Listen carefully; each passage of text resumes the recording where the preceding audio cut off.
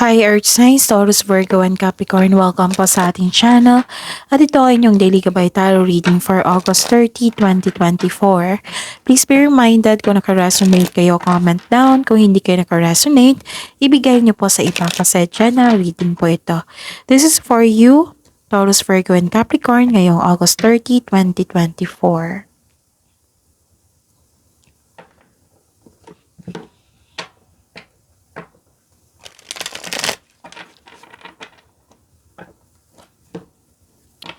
Maraming salamat po sa patuloy na tiwala sa suporta at maraming salamat din po sa mga hindi nag-skip ng ads. Gamitin ang reading na ito bilang gabay lamang sa mga hindi pa nag-subscribe, subscribe na po kayo at click bell notification para malaman nyo na may bago tayong video. Para sa mga gusto magpa-reading po, may lumabas dyan sa screen nyo ngayon. Panoorin nyo po at sundin ang instruction. Calling the attention sa mga suki ko dito na Taurus, Virgo, and Capricorn. Open na po yung Monthly Gabay Tarot reading for September 2024. May 6 months from now reading tayo at love life reading po. So message me, Taurus, Virgo, and Capricorn for schedule. Maraming salamat po.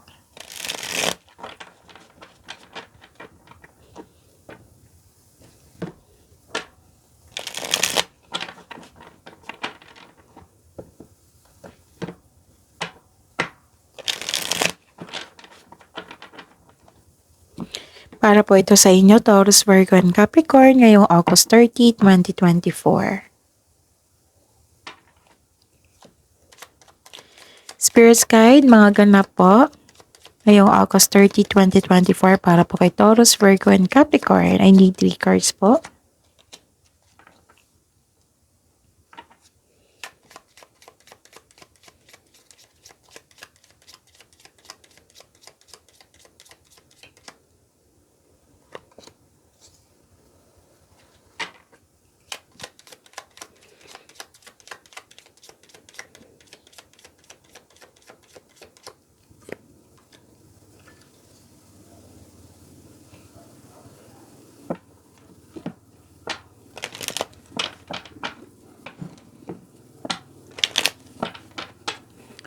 Spirits Guide, mensahe niyo po para kay Taurus, Virgo, and Capricorn ngayong August 30, 2024.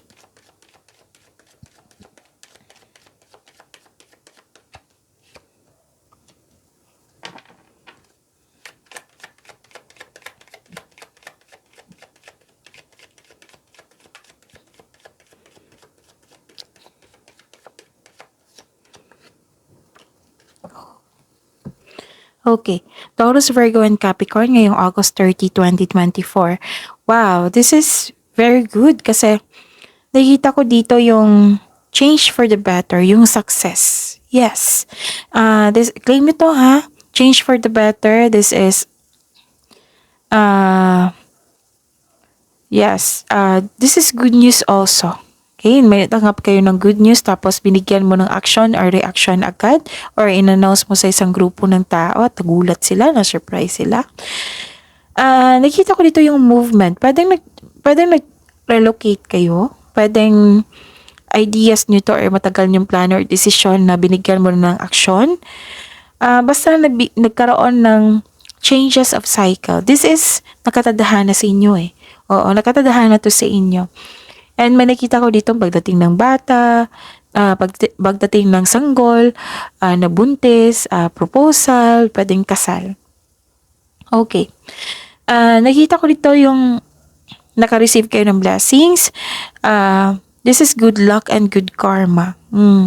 Nakita ko rin dito yung maraming nag-compliment sa inyo, things going your way, may positive opportunities. Okay? Sobrang happy nyo dito. Actually, 2 card na sa nagsabi dito na you are very happy. Pero mag-ingat kayo sa isang tao kasi nag-o-observe siya bakit ang happy ngayon, bakit naging successful si Taurus, Virgo, and Capricorn. Yun. So, mag-ingat kayo sa kanya, put boundaries, okay? Kasi walang magandang intention tong taong to sa inyo eh, na parang pwedeng nakipag-compete to sa inyo or nagsaselos, pero unhealthy unhealthy yung intention niya.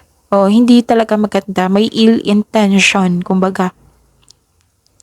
Nag-observe siya, nag-spy siya, nang bakit kaya sobrang happy ngayon ni Taurus, Virgo, and Capricorn? Oo, nagtataka siya. Gusto niya kasi, siya rin. O, kung anong meron ka, siya rin. Ganun, gusto niya. Pero ang hindi lang maganda kasi gusto niyang kunin sa'yo. O, kung pwede, kung sa madaling salita, crab mentality, gusto ka niyang hilahin pababa. O ayaw niyang maging successful ka, ayaw ka niyang maging masaya ka nun. So, ano yung gagawin mo? Instead na magalit kayo sa kanya, instead na maging mabutter kayo, put boundaries. Dito kayo focus sa positivity na binigay sa inyo. Oo, pagyamanin niyo yung blessings na binigay sa inyo, right? So, you deserve to be happy. Hindi naman siya pwede na kailangan mag-bother. Ano ba yung mabibigay na kabutihan niya sa'yo, di ba? Hindi. Wala. So, dito tayo sa binigay sa'yo ng universe na which is pagkakataon ito na you are very happy kasi marami kayong blessings sa tanggap.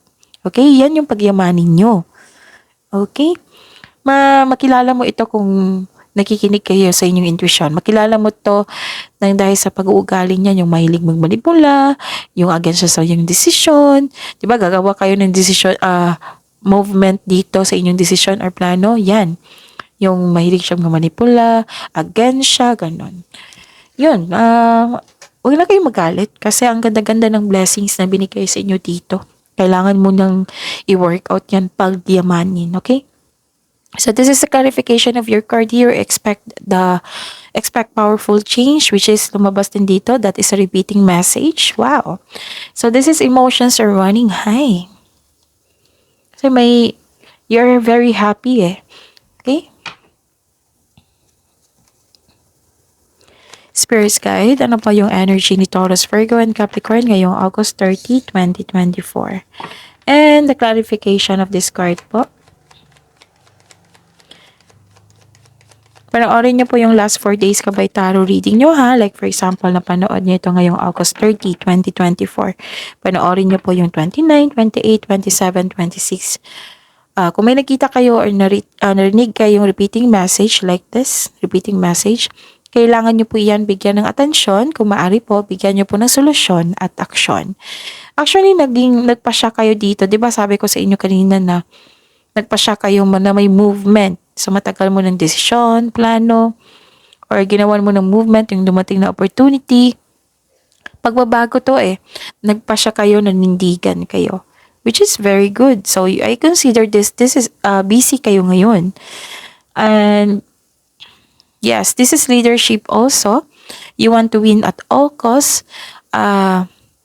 Gumagawa ka ng action upang manindigan. So, trust your intuition. Gumagawa ka ng logical instead na gamitin mo yung emotion mo, mas nangingibabaw yung logical kasi gusto mo talaga ng growth and expansion, which is nangyari naman ngayon. And, okay. Sobrang nag-iisip ka dito. Malalim ang iniisip, ganon. May gagawa kayo ng decision, which is binigyan mo na ng action, nanindigan kayo. May alok nga. Tatlong card nagsabi dito na may alok. Opportunity po. Offer. Spirit's Guide. Career and money po ni Taurus, Virgo, and Capricorn ngayong August 30, 2024. And the clarification of this card po.